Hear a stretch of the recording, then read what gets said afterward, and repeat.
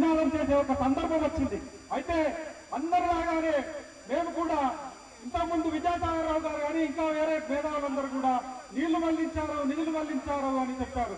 కానీ ఈరోజు మేము ఈరోజు సభకు పెట్టుకున్నామంటే మా యొక్క తీగలను, మా యొక్క పవర్ ప్రాజెక్టులను, మా యొక్క ఉద్యోగాలను తప్పిపోయిన ఆంధ్ర పెత్తందారులకు వ్యతిరేకంగా మా యొక్క తెలంగాణ భవిష్యత్తుకు పునర్నిర్మాణంలో భాగంగా తెలంగాణ వెలుగులను సాధిద్దామని ఒకే ఒక నినాదంతో అవసరమైతే ఆర్మిషన్ ఫ్రంట్ పనిచేసైనా మా తెలంగాణను రికార్డు స్థాయిలో వెలుగు తెలంగాణను సాధించుకుంటామని ఒక సందర్భాన్ని బట్టి మేము ఇప్పుడు ఈ యొక్క సమావేశాన్ని ఏర్పాటు చేయడం జరిగింది. కాబట్టి సోదరులారా, తెలంగాణ ఈ సమావేశానికి పెండింగ్ లో ఉన్న కారణం ఏంటంటే పెండింగ్ లో ఉన్న ప్రాజెక్టును సాధించుకోవడం, అవుట్ సోర్సింగ్ స్టాఫ్ మొత్తం ఆంధ్రాలతోనే చేరడం జరిగింది. తర్వాత ఐటీ ప్రొఫెషనల్స్ కూడా ఆంధ్ర వాళ్ళతోనే చేర్పించడం జరిగింది. వీళ్ళందరినీ వెంటనే మరి సర్వేసి ఇక్కడున్న లోకల్ జీవో నంబర్ 200 ప్రకారం ఇక్కడున్న లోకల్ వాళ్ళకే ప్రాతినిధ్యం చేయాలని, అట్లాగే మొత్తం 20,000 మంది కాంట్రాక్ట్ లేబర్ అందరినీ కూడా ఒక్కటేసారి పర్మనెంట్ చేయాలని ఒక సదుద్దేశంతో ఈ సందర్భంగా ఈ కార్యక్రమాన్ని చేపట్టాం.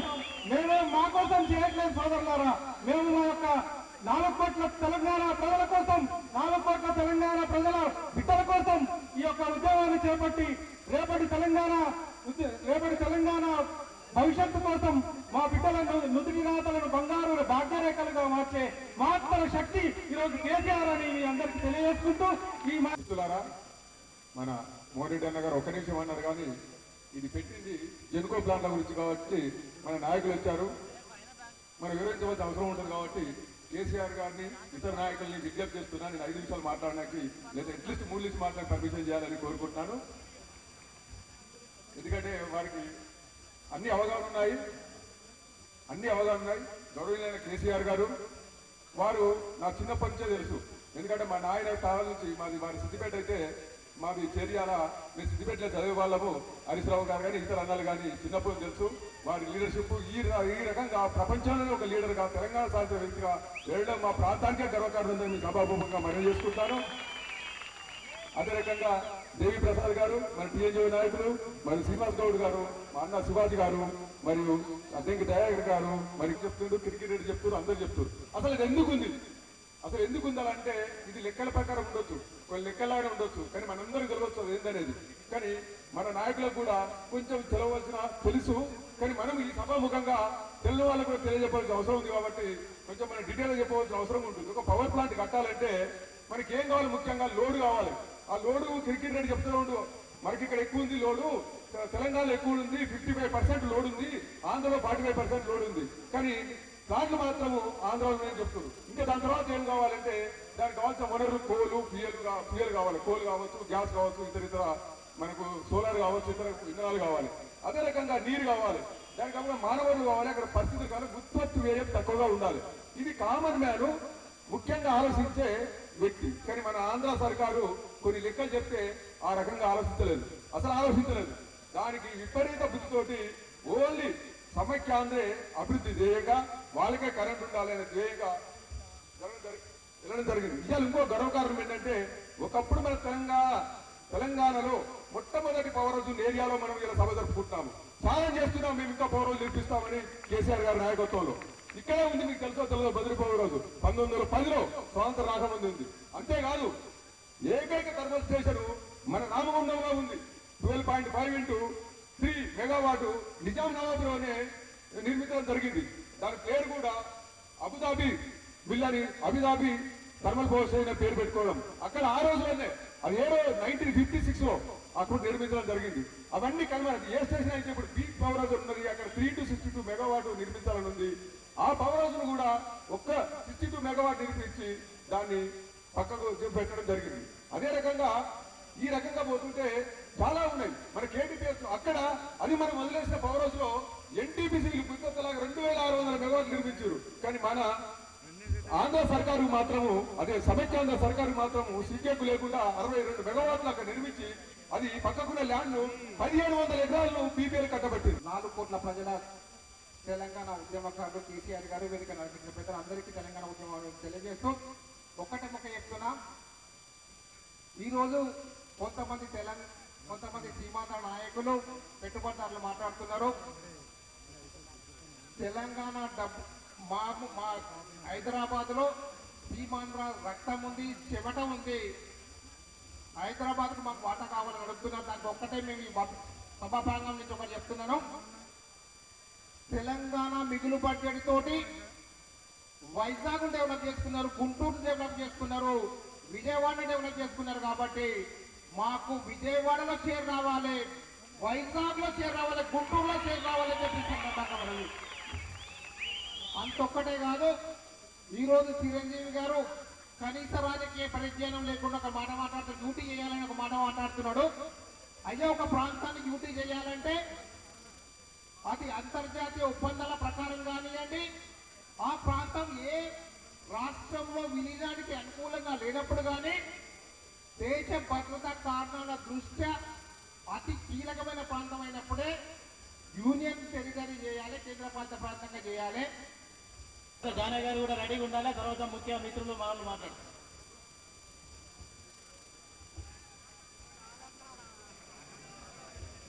తెలంగాణ విద్యుత్ ఉద్యోగుల డెంగు సవరణకు ముఖ్య అతిథిగా విచ్చేసినటువంటి తెలంగాణ ఉద్యమ రథసారథి, తెలంగాణ రాష్ట్ర కళల సహకారం చేసినటువంటి ఉద్యమ రథసారథి కేసీఆర్ గారికి, అదేవిధంగా తెలంగాణ రాష్ట్ర నలుమూలల నుంచి మేము ఆహ్వానించగానే విచ్చేసినటువంటి ప్రతి తెలంగాణ విద్యుత్ ఉద్యోగికి శిరస్సు వచ్చి నమస్కారం చేస్తూ వారందరికీ పేరు పేరున ఉద్యమాభివందనాలు తెలియజేస్తున్నాను. కేసీఆర్ గారు ఒక్కటే ఒక మాట చెప్తారు ఎప్పుడు మీటింగ్ లో మాట్లాడినప్పుడు, ఆ రోజు తెలంగాణ కోసం నేను ఒక్కనే వచ్చేసేసి పోరాటం చేసినానని చెప్పేసేసాడు. కానీ ఇవాళ 4.5 కోట్ల మందిని కూడా ఉద్యమకారులను తయారు చేసినటువంటి ఘనత కూడా ఈ రాష్ట్రంలో దేశంలో కూడా సువర్ణాక్షరాలతోటి లిఖితపడతామని చెప్పేసి తెలియజేస్తూ ఈ కార్యక్రమానికి విచ్చేసినటువంటి ప్రతి తెలంగాణ విద్యుత్ ఉద్యోగి పేరు పేరున, అదేవిధంగా విద్యుత్ బీసీ ఉద్యోగుల సంక్షేమ సంఘం తరఫున కూడా, టీజాక్ తరఫున కూడా వారందరికీ పేరు పేరున ఉద్యమాభివందనాలు తెలియజేస్తున్నాను. ఈనాటి మన ఈ సమావేశానికి ముఖ్య అతిథిగా వచ్చిన పెద్దలు గౌరవనీయులు చంద్రశేఖరరావు గారికి, హరీష్ రావు గారికి, దేవిప్రసాదరావు గారికి, శ్రీనివాస్ గౌడ్ గారికి మరియు ఇతర పెద్దలందరికీ, డాయస్ మీద ఉన్న వాళ్ళకు, డాయస్ ముందున్న వాళ్ళకు ఉద్యమాభినందనలు తెలియజేస్తూ, మనం ఎందుకు ఈ జంగు సైరన్ పెట్టామో అందరికీ తెలుసు. ప్లాంట్ల గురించి అందరూ మాట్లాడారు. నేను ఒకటి చెప్పదలుచుకున్నా. KTPS one of the best station 1968 నుంచి మొదలై ఇప్పటి వరకు జపాన్ ప్రభుత్వంచే నడపబడి గొప్పగా నడపడుతున్న స్టేషన్లో 68 నుంచి 25 ఏళ్ల తర్వాత జపాన్ గవర్నమెంట్ మనకు బాగా పనిచేస్తుందని 250 కోట్లు వేయడం జరిగింది. అదే బీటీపీఎస్ అయితే భూపాలపల్లి అయితే ఏమీ జరుగుతుందో మనకు తెలుసు. మెగా ఇంజనీరింగ్ ప్రాజెక్ట్ చేపట్టిన ప్రాజెక్టులలో ఎన్ని రిపేర్లు అవుతున్నాయో మనకు తెలుసు. మన ఇంజనీర్లలో అంత ప్రతిభ ఉంది. అలాంటి కేటీపీఎస్లో సీమాంధ్ర కాంట్రాక్టర్లు ఏం చేశారో మీకు తెలుసో తెలియదో నేను ఒకటి చెప్పదలుచుకున్నా. జస్టిస్ సుందరరామయ్య కమిషన్ 1978లో వేసినప్పుడు రిపేర్ల కోసమే ఒక కాంట్రాక్టర్లు ముందుకొచ్చి దాన్ని చెడగొట్టి రిపేర్లు తీసుకున్న ఈ వినియోగ అంటే చెడగొట్టి రిపేర్లు తీసుకున్న వ్యవస్థ సీమాంధ్ర కాంట్రాక్టర్లు చెప్పిన ఉంది. అంటే సీమాంధ్ర కాంట్రాక్టర్లు ఈ రోజు అదే మధుకాన్ సంస్థ నుంచి వచ్చిన నామా నాగేశ్వరరావు గారు ఈ రోజు తెలుగుదేశం ఎంపీ అయి తెలంగాణ కట్టుకుంటున్నాడు. అలాగే జస్టిస్ విమలాల్ కమిషన్ కూడా ఎలక్ట్రిసిటీ సెక్టార్ లో జరుగుతున్న అన్యాయాల గురించి చెప్పబడ్డది. అలాంటి అన్యాయాల నుంచి ఈ రోజు తెలంగాణ విముక్తి చెంది తెలంగాణ ప్రజలు ఒక రాష్ట్రాన్ని సాధించుకున్నారు. ఆ సాధించుకున్న తర్వాత నవ తెలంగాణ నిర్మాణంలో కూడా మనం చాలా నిర్మాణ పాత్ర పోషించాల్సిన అవసరం ఉంది. ఆ నిర్మాణాన్ని ఏ విధంగా తీసుకుంటారో మన పెద్దలు మన ముందున్నారు, వాళ్ళు మనకు గైడ్ చేస్తారు. ఆ నిర్మాణాన్ని నడుపుకొని రాబోయే తెలంగాణలో వినియోగదారులు ఏ విధంగా ఉండాలా, 7 గంటలు ఇచ్చే రైతుకి 24 గంటలు ఇస్తే ఏ విధంగా ఉంటాం, 24 గంటలు ఇచ్చిన తర్వాత రాష్ట్రంలో ఉన్న పరిశ్రమలకు ఏ విధంగా చేయాలా, ఐటీ కారిడార్ని ఏ విధంగా డెవలప్ చేయాలా, ఇండస్ట్రియల్ కారిడార్ని ఏ విధంగా డెవలప్ చేయాలా అన్న దాని మీద ఒక విజన్ డాక్యుమెంట్ మన ముందు ఉంటుంది. ఆ విధంగా మనం పనిచేస్తాం. మనం ఉన్న వాళ్ళు ప్రతి ఒక్కరు ఇక్కడ కష్టపడి పనిచేసే వాళ్ళే మన సంస్థను నిలుపుకొని ఇక ముందు రాబోయే తెలంగాణను కూడా సస్యశ్యామలంగా నిలుపుకొని ఆత్మహత్యలు లేని తెలంగాణని నిర్మించుకుంటామని తెలియజేస్తూ ముగిస్తున్నాము. జై తెలంగాణ. అదేవిధంగా ఎమ్మెల్యే ఎన్ఎం శ్రీనివాస్ రెడ్డి గారు వచ్చారు. దయచేసి వారిని వేదిక మీదకి రావాల్సిందిగా కోరుతూ, అతని గోపాల్ రెడ్డి గారు వచ్చారు. బీజేపీ నాయకులు కూడా వేదిక మీదకి రావాల్సిందిగా కోరుతూ,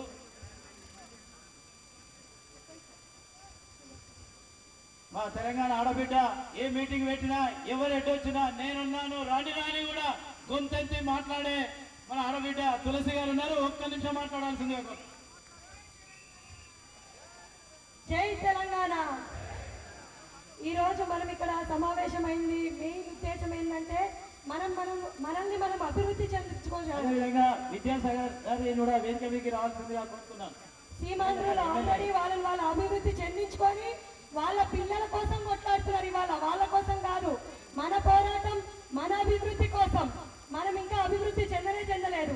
ఇలాంటివి ఈ అభివృద్ధి కార్యక్రమాలు ఎలక్ట్రిసిటీ డిపార్ట్మెంట్ లోనే కాకుండా అన్ని డిపార్ట్మెంట్స్ వాళ్ళు చేపట్టి అందరూ అభివృద్ధి చెందాలని కోరుకుంటున్నాం. ఈ సభకి ఉమెన్ జేఏసీ మేరీ మేడం కూడా విచ్చేశారు. ఈ సభలు ఇట్లాంటి పెట్టినప్పుడు ఉమెన్స్ కూడా మేము సైతం అని అందరూ వస్తున్నారు. కాబట్టి స్త్రీల సమస్యలను కూడా పరిష్కరించి మమ్మల్ని కూడా కన్సిడర్ చేయాలని కోరుకుంటున్నాము. జై తెలంగాణ. థ్యాంక్ యూ అన్న. Tiger Srinivas Goud president teachers గారిని ఒక నిమిషం మాట్లాడాల్సిందిగా కోరుతున్నా. ఎందుకంటే వర్షం వచ్చేట్టున్నది. మన ముఖ్య అతిథి అక్కడేం లేదు అన్న, మన పిల్లగానే వచ్చారు.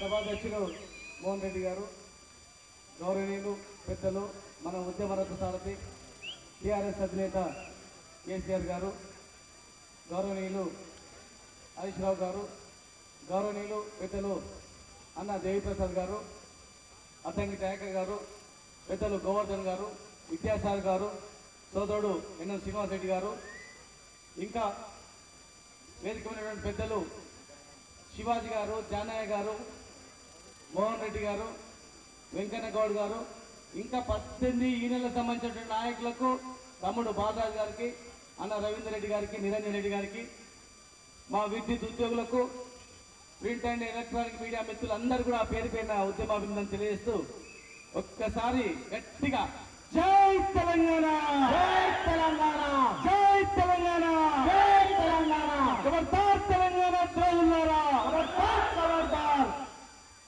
మిత్రులారా, 5వ తరగతి పిల్లలు అడిగినా కూడా కరెంటు ఎట్లా ఉత్పత్తి చేస్తారంటే బొగ్గు ద్వారా చేస్తారు, నీళ్ళ ద్వారా చేస్తారు, సూర్యరశ్మి ద్వారా చేస్తారు, గాలి ద్వారా చేస్తారని చెప్తారు. మరి బొగ్గు ఎక్కడ ఉంది? ఆంధ్రాలో ఉందా, రాయలసీమలో ఉందా? బొగ్గు మన దగ్గరే ఉంది, నీళ్లు కూడా మన నుంచే పోతాయి. కానీ మనకు ఆయన మాట్లాడుతూ తెలంగాణ రాష్ట్రం వస్తే మనకు కరెంట్ ఉండదంట, తాగడానికి మంచినీళ్ళు కూడా ఉండవంట. చూడండి ఎంత దుర్మార్గంగా మాట్లాడుతూ ఉన్నారు. ఒకప్పుడు ఏపీఎస్సీ అని ఒకటే ఉండేది, దాన్ని 6 ముక్కలుగా విభజించి మొత్తం వాళ్ళ గుప్పిట్లో పెట్టుకొని అక్కడనో ఇక్కడనో ఒక డైరెక్టర్ ఇచ్చి, వాళ్ళు కూడా మనకేం పనికొచ్చేటోళ్ళు కాదు, ఏం పనికిమాలిన డైరెక్టర్ వాళ్ళు మొత్తం వాళ్ళ ఆధీనంలో పెట్టుకొని వర్కర్లు మాత్రం మన వాళ్ళు. సాయంత్రం ఇంటి నుంచి పోతే రాత్రికి ఇంటికి వస్తాడో లేదో తెలియదు, ఎక్కడ కరెంట్ షార్ట్ కొట్టి చనిపోతాడో తెలియదు. బోల్ ఎక్కేది మనం, గుంతలు లోయేది మనం, మన పైన పెత్తనం చెలాయించేది మాత్రం అయినా అనుభవించిన మనం. ఓర్పుతో ఉన్నాం మనం, కడుపులో పెట్టుకున్నాం మనం. సరే మీతో మాకేం పని, మా రాష్ట్రం మాకు కావాలని చెప్పి మన పోరాటం మనం చేశాం. ఈరోజు అక్కడ కూడా ఉద్యోగులు సమ్మె చేస్తుందంట. 42 రోజులు సమ్మె చేస్తే కరెంట్ ఉద్యోగులు ఎట్లా చేసిందో ఒక్కసారి చరిత్ర చూడమని చెప్పి అడుగుతా ఉన్నాం. జీతాలు తీసుకోకుండా ఇక్కడ ఉన్నటువంటి కార్మికులు, ఇక్కడ ఉన్నటువంటి రైతులు ఇబ్బంది పడొద్దని చెప్పి గంట సేపు ఎక్కువ పని చేసి మాకు జీతాలు అవసరం లేదని చెప్పి రైతులను కాపాడుకుంటూ, ఒకవైపు పారిశ్రామికులను కాపాడుకుంటూ మనం ఉద్యమం చేశాం. 72 రోజులు సమ్మె చేసి 72 గంటలు పూర్తిగా సమ్మె చేసి జీతం తీసుకున్నారు. మళ్ళా ఇప్పుడు పూర్తిగా సమ్మె చేస్తామని భయపెట్టిస్తున్నారు. ఎవరిని భయపెట్టిస్తున్నామని అడుగుతా ఉన్నాం. మమ్మల్ని కాదు భయపెట్టించేది, మీ మంత్రులని, మీ ముఖ్యమంత్రిని, మీ వాళ్ళని భయపెట్టింది. భయపడడానికి ఇక్కడ తెలంగాణ బిడ్డలు ఎవరు కూడా లేరు. ఇక్కడ